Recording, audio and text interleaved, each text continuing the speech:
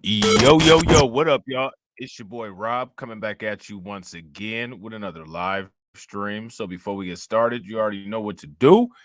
If you're not subscribed to the channel, make sure you hit the bell icon twice. Smash the like button, share this video out to all of your followers, and let's get it cracking. All right. So shout out to everybody that is in the room. This will more than likely be my last live stream today. I just wanted to get a couple out because it was some stuff that I wanted to talk about. And a lot of times I just kind of put this stuff on hold. And I'm like, man, let me try to bust all these out real quick. I'm gonna try to go on psycho mode and just bust all these bad boys out. So I got them all out. You know what I'm saying? So this will be the last one. So shout out to y'all. I appreciate y'all coming through. Make sure y'all watch this all the way through to the end. It'll take you into the next stream, which probably will be Crimecast tomorrow. All right. Might do a stream before that. We'll see. All right. So hopefully everybody can hear me okay. If you guys can hear me okay, please give me a thumbs up or radiation emoji in the chat. If you guys cannot hear me, then give me a thumbs down or an angry face. I'm going to shout out everybody that's in here. We got Alonzo Griffin in the building. Shout out to my man Alonzo. We got Cameron Jones in the house. We got Andretti Too Cold. We got Rick C in the building. We got Sybil in the house. Shout out to my man Emmanuel Carey. We got Wallow J in the building. We got Volvo 2 Love up in here. We got Iron Will. And we got Roots Trackers. All right. Good to see everyone. Good to see y'all. All right. So shout out to Emmanuel Carey. Emmanuel Carey says the IDF cannot see what they're doing. That's what they're shooting like these days.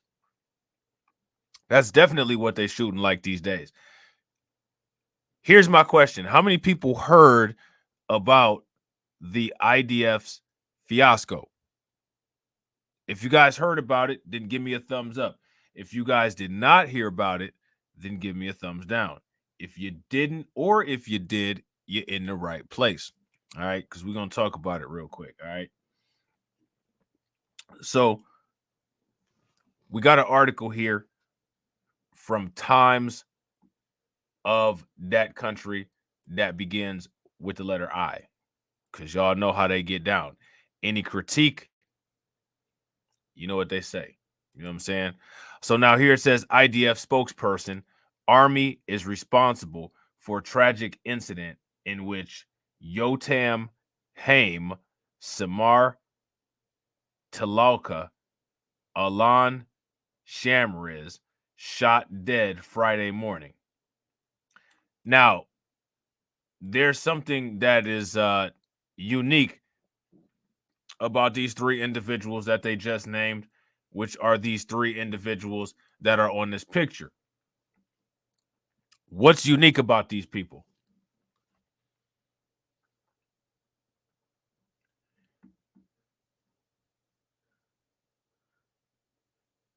This is something that I would say it doesn't usually happen, but I don't know. And even if it doesn't usually happen, we probably wouldn't hear about it reported anyway. Now, I bet you Emmanuel Carey knows, but I'm curious if anybody else knows. What's special about these guys?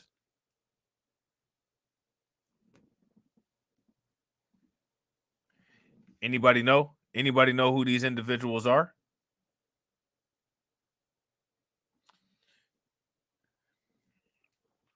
Doesn't seem like anybody knows.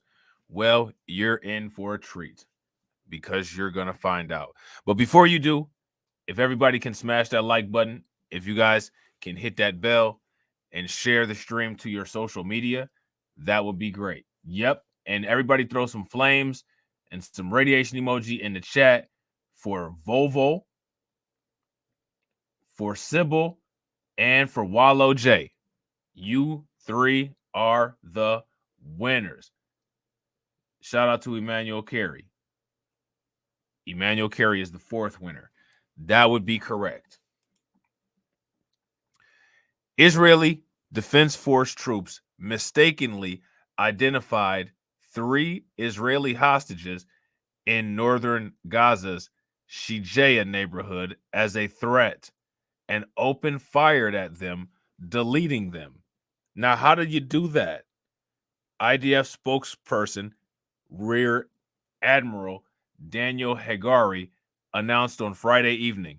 So they saw their own hostages, somehow managed to identify their own hostages as a threat, and then proceeded to delete them.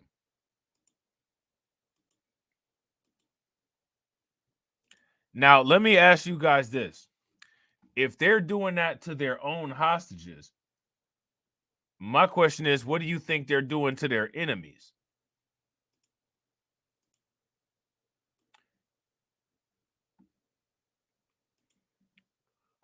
If that's what they're doing to their own hostages,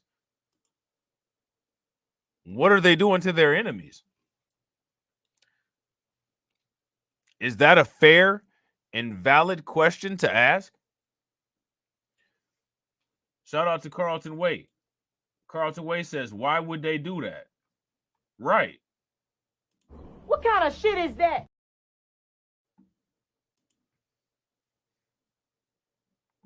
Yeah. Facts. Shout out to Emmanuel Carey. Mm. Mm. Mm. So now here it says Hagari said the IDF bears full responsibility for the tragic incident which took place on Friday morning in an area where the soldiers encountered many terrorists, including suicide bombers. Hagari named the hostages as Yotam Haim, who was abducted by Hamas from Kibbutz Kfar Aza, and Samar Fuad Talaka, who was abducted from Nir Am. The third hostage was later named as Alan Shamriz, also from Kfar Aza. The incident occurred in the Gaza neighborhood that has seen some of the heaviest fighting in recent days.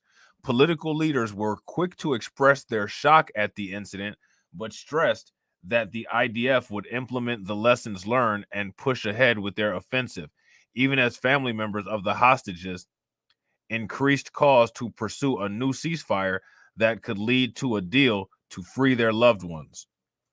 So that's interesting. We're going to learn from the lessons and then push ahead and continue doing what we're doing. Shout out to Denise. What's good with it, Denise? No time to fix anything, okay. So now here says Hayam, who was 28, was a drummer for a heavy metal band called Persephore.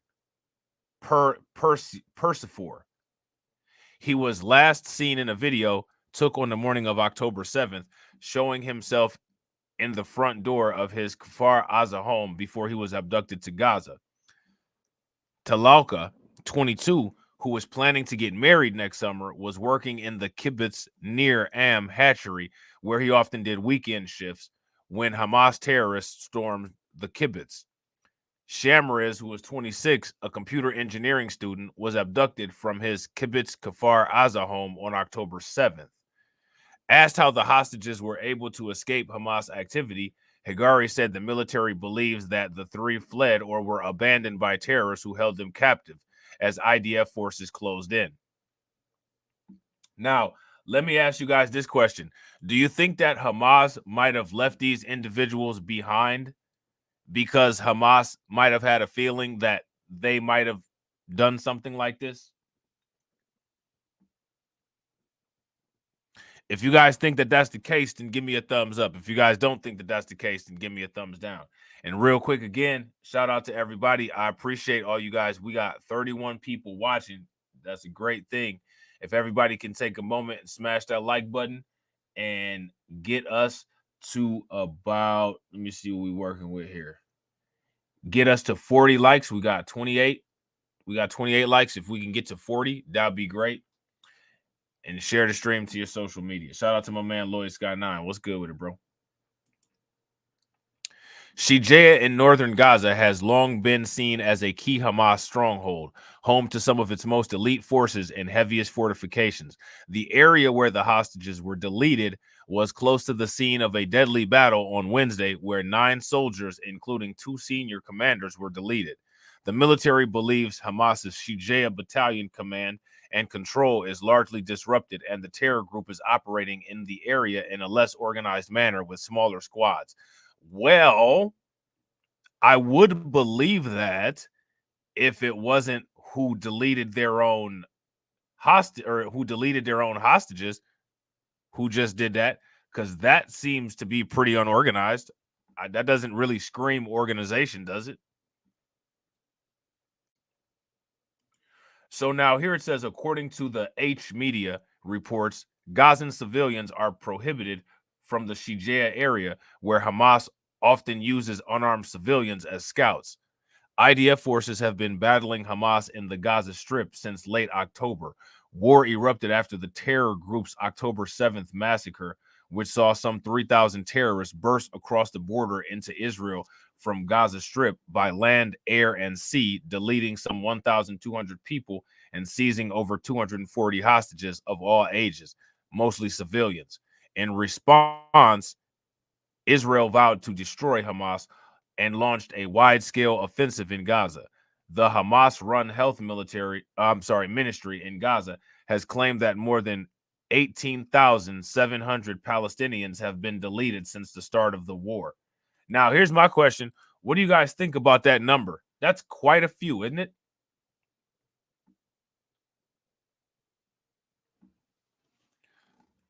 That's quite a few.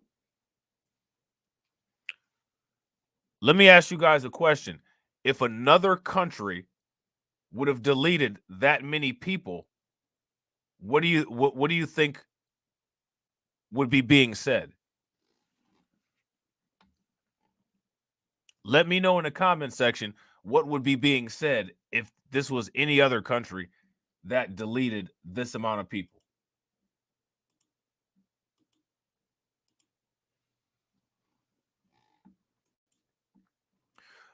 So now here it says, however, the number cannot be independently verified and is believed to include some 7,000 Hamas and Hamas affiliated terror operatives, as well as civilians deleted by misfired Palestinian rockets. Now, let me ask you all a question. Do you believe that part there?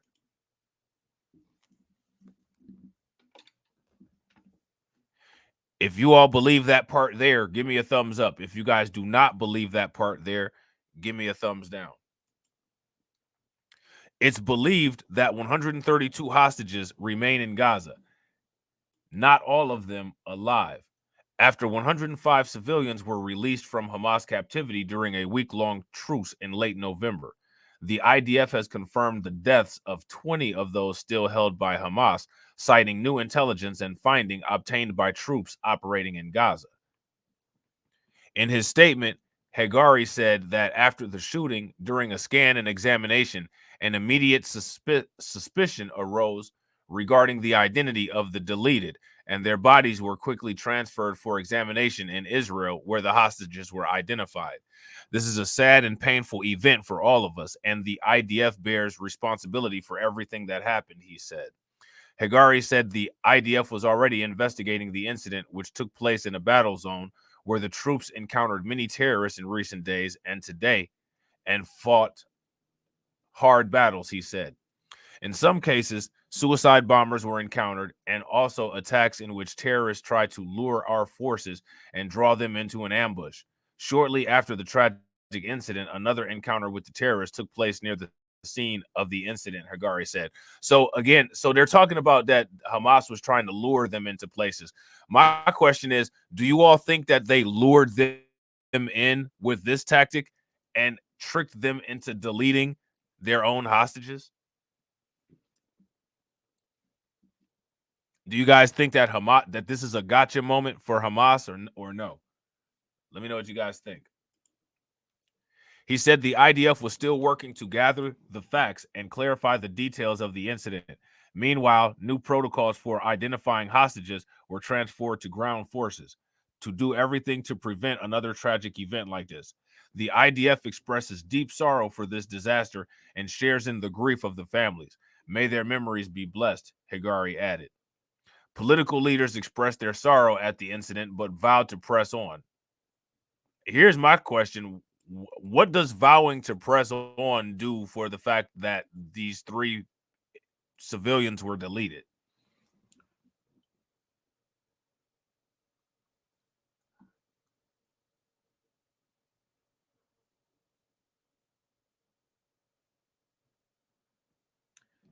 That's my question.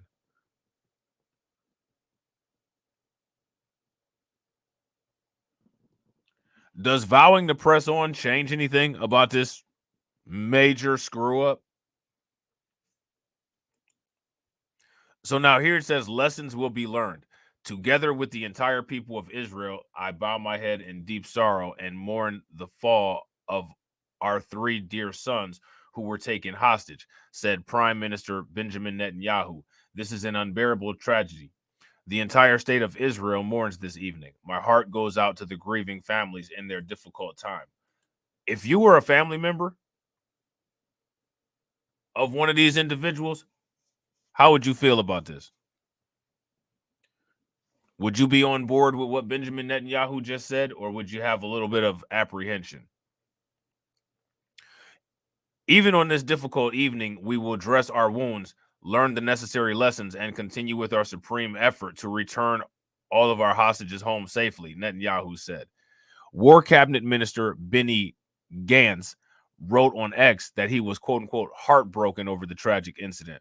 My heart goes out to all of the families of the hostages and also the soldiers who are in the depths of Gaza and carrying out a complex and important mission, the likes of which we've not seen since the establishment of the state, he wrote. Our responsibility is to win this war, and part of that victory will be bringing the hostages home. We'll do everything we can to bring them back alive, everything, Gantz vowed. Defense Minister Yoav Gallant also expressed his sorrow. This is a painful incident for every Israeli. We must remain resilient and continue operating for the hostages, for our citizens, and for our soldiers. This evening, I spoke with the IDF Chief of General Staff about the details of this tragic incident in order to learn lessons immediately, he said. The mayor of Bedouin, town of Rahat, where Talaka was a resident, mourned the mistaken deletion of the hostages.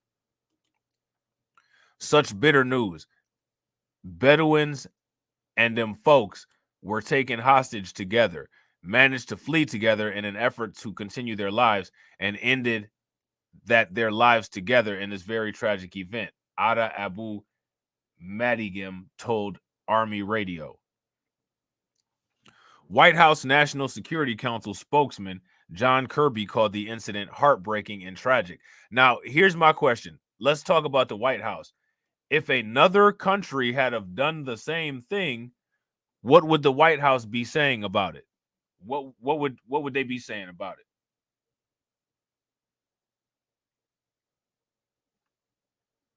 That's my question. So now here it says, I think the Israelis will certainly take a look at this, and I'm sure they will do the forensics and try to figure out how this happened. That's certainly the way we would approach a situation like this, he said during a press briefing. He declined a request to pass judgment. We are mourning with the families who are getting the worst possible news a family can get, and I think we need to keep them foremost in mind, Kirby said, adding that U.S. President Joe Biden was briefed by his national security team on the incident. Okay. So then they go on to talk about rockets in Jerusalem. Okay.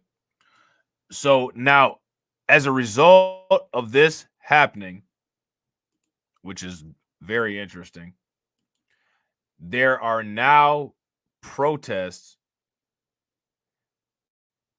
and calls for a truce. Yeah, I agree 100%, DC Precise. If you guys agree with DC Precise, what they'd be doing if this was another country would be sending in troops and sanctioning. Give me a thumbs up. If y'all disagree, give me a thumbs down. And shout out to Brooklyn Queen. Brooklyn Queen says they would be calling people savages and thugs. That's exactly what they would do, because they call people those names for less here in the United States. Very quickly, too. Not even a question about it. That's the first thing that comes to mind to say.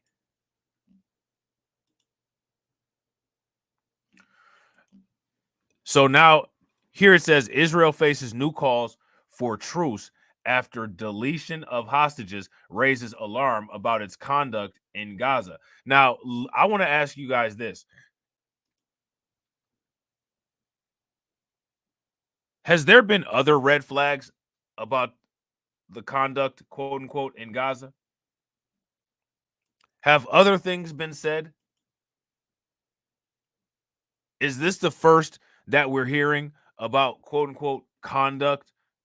The first that we're hearing about questionable war ethics when it comes to this particular conflict? So now here it says Israel's government faced calls for a ceasefire from some of its closest European allies and from protesters at home on Sunday after a series of deletions, including of 3 hostages who waved a white flag, added to mounting concerns about its conduct in the 10-week-old war in Gaza. So now here's my question. Why would they delete hostages who were waving a white flag? We're going to ask a really basic question here. What does a white flag mean? If somebody's waving a white flag, what does that mean?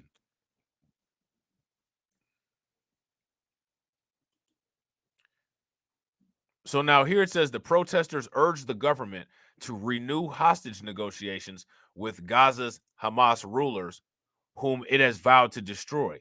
Israel could also face pressure to scale back combat operations when U.S. Defense Secretary Lloyd Austin visits on Monday. Washington is expressing growing unease with civilian casualties, even while as it provides vital military and diplomatic support. So now here's my question. Are they really uneasy with civilian casualties or anything else if they continue to support? Yeah, white flag means surrender. Facts. So now you're getting the white flag waved at you, and then you still go and delete these individuals.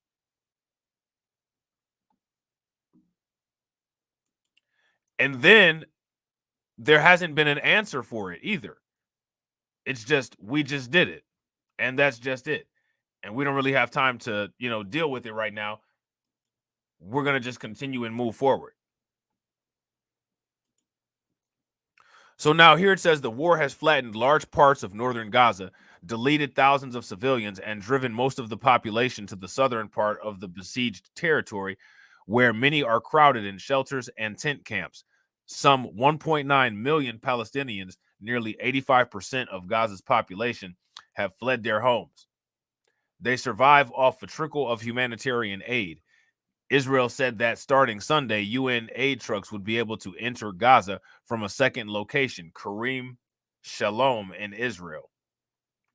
Dozens of desperate Palestinians surrounded aid trucks after they drove in through the Rafah crossing with Egypt, forcing some to stop before climbing aboard, pulling down boxes and carrying them off.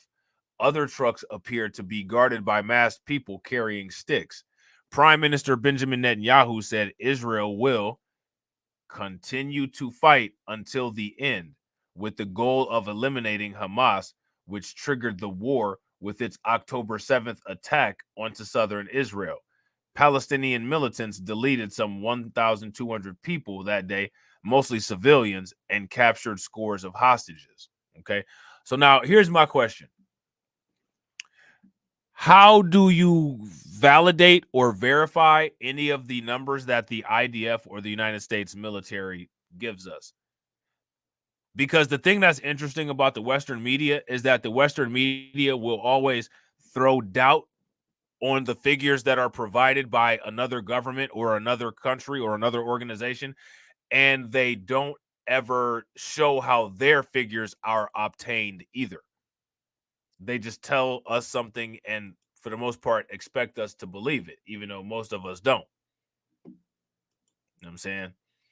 So now here it says Netanyahu vowed to bring back the estimated 129 hostages still in captivity. Anger over the mistaken hostages is likely to increase pressure on him to renew Qatar-mediated negotiations with Hamas over swapping more of the remaining captives for Palestinian imprisoned in Israel. Gaza, meanwhile, saw telecom services gradually resume after a 4-day communications blackout, the longest of several outages during the war.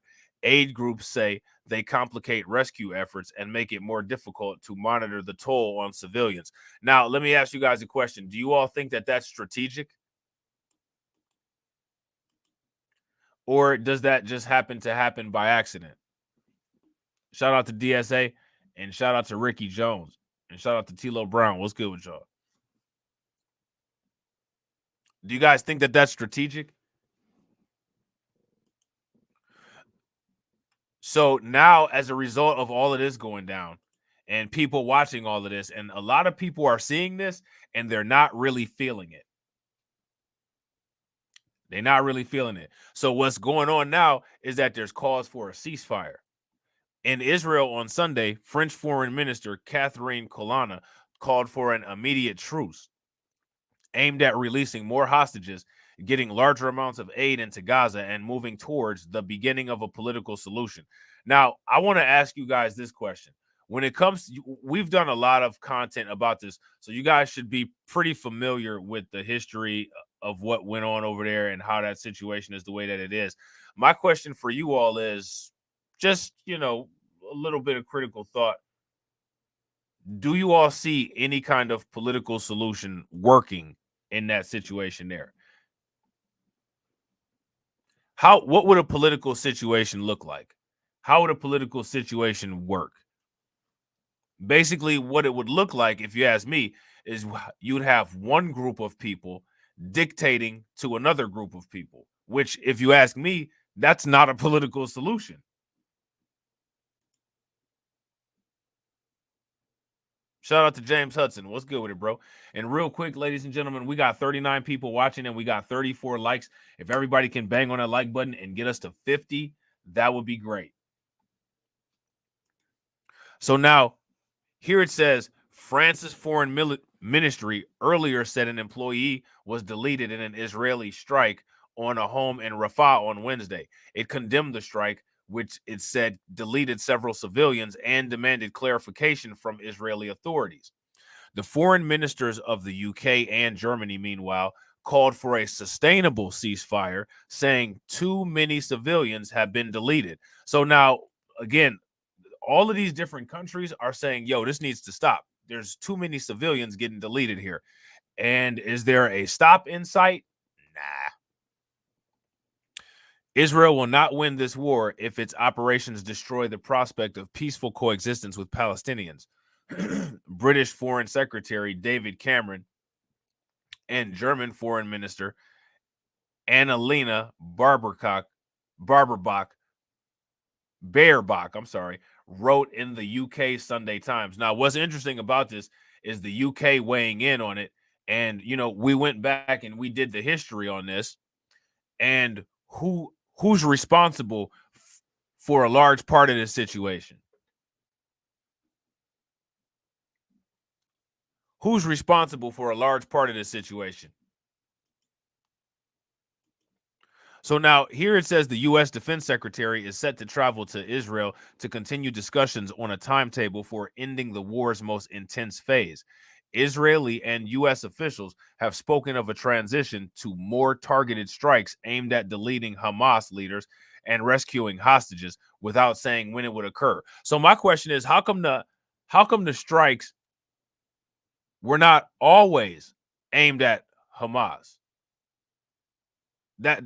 Isn't that what you're supposed to be doing? You're not really supposed to be just arbitrarily blowing stuff up, and you're not really supposed to be taking out civilians all like that. That's not really what's supposed to be going on. In fact, shout out to Carlton Way. Make sure you guys show him some love. Throw some radiation emoji and some flames in the chat. The UK, facts. That's the right answer. You know what I'm saying? Hamas has said no more hostages will be released until the war ends, and that in exchange, it will demand the release of large numbers of Palestinian prisoners, including high-profile militants. Hamas has released over 100 of more than 240 hostages captured on October 7th in exchange for the release of scores of Palestinian prisoners during a brief ceasefire in November.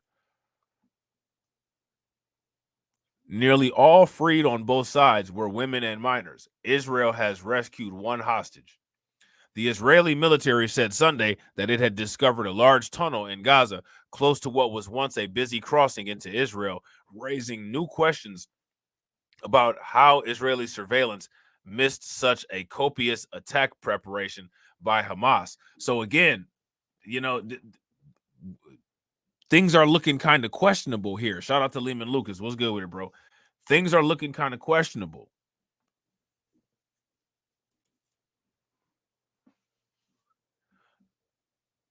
And see, these shootings of these hostages, they're drawing a lot of scrutiny, as they should.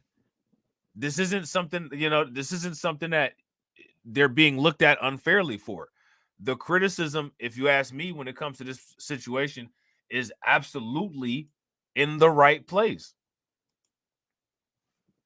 Military officials said Sunday that the 3 hostages who were mistakenly deleted by Israeli troops had tried to signal they posed no harm. It was Israel's first such acknowledgement of harming hostages in the war. Now, do you all think that more hostages have been harmed? And the only thing that we're finding out is about these? Or do you think that they've been honest this entire time and that these are the only people that have been hurt?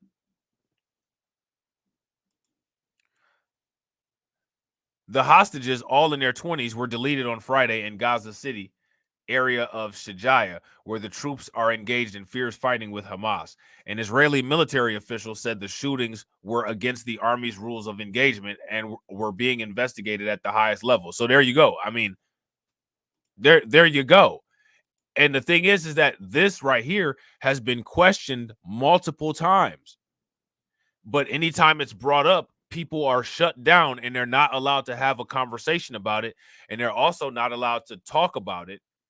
They're not allowed to broadcast about it. And they're not allowed to have an open discussion about it as to where, a large critique or a large review can occur. Those things almost always get shut down. You know what I'm saying? So now here it says Israel makes every effort to avoid harming civilians and accuses Hamas of using them as human shields. But Palestinians and rights groups have repeatedly accused Israeli forces of recklessly endangering civilians and firing on those who do not threaten them, both in Gaza and the occupied West Bank, which has seen a surge of violence since the war began. Pope Francis on Sunday called for peace, saying unarmed civilians are being bombed and shot at, and this has even happened inside the Holy Family Parish complex, where there are no terrorists but families, children, and sick people with disabilities and nuns. He spoke after the Latin Patriarchate of Jerusalem said 2 Christian women at a church compound in Gaza were deleted by Israeli sniper fire. Now, let me ask you guys this question. How many people heard about that? Shout out to John Guillory. And shout out to the bot enforcers. Appreciate y'all. If you all heard about these Christians getting deleted by snipers, give me a thumbs up. If y'all didn't hear about these Christians getting deleted by snipers, then give me a thumbs down.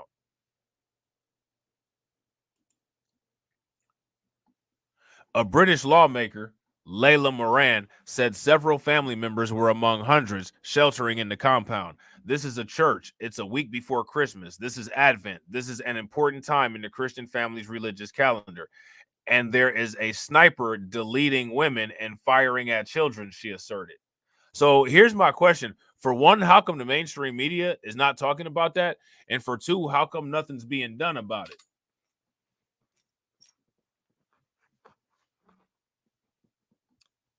That's my question.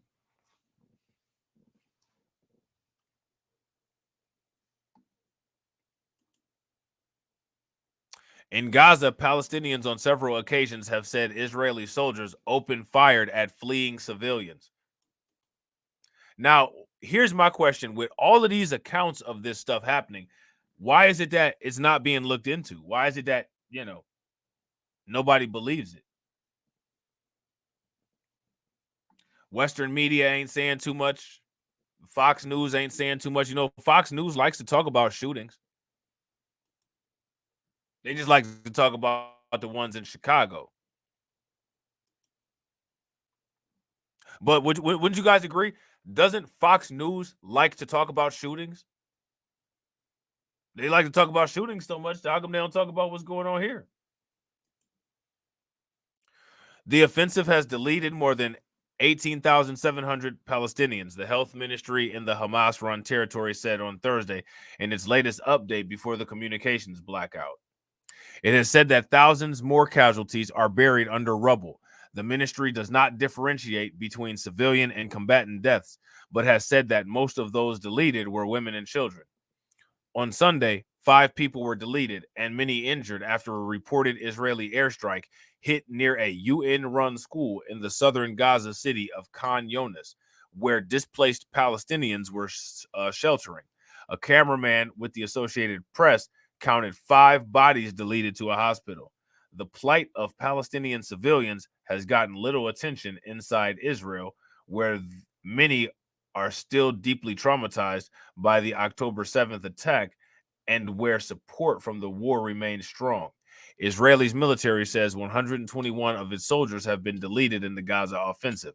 It says it has deleted thousands of militants without providing evidence. So there's a lot of stuff going on without a lot of evidence. But what I find interesting is that all of the stuff that does have evidence, you're not really hearing too much about.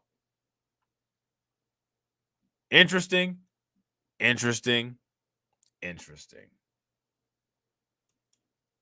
So what I need you guys to do is let me know what you guys think about this in the comments section. I hope you guys enjoyed the video. All right, make sure that you watch it all the way through to the end. It'll take you right into the Crimecast stream. Make sure you hit the bell and hit the like button for that. And I will see you all on the next one. All right. And as always, ladies and gentlemen, walk up in the life. Yeah, I'm really him. Talking my shit like I'm really him. Hold up. Look, walking this bitch like, hey.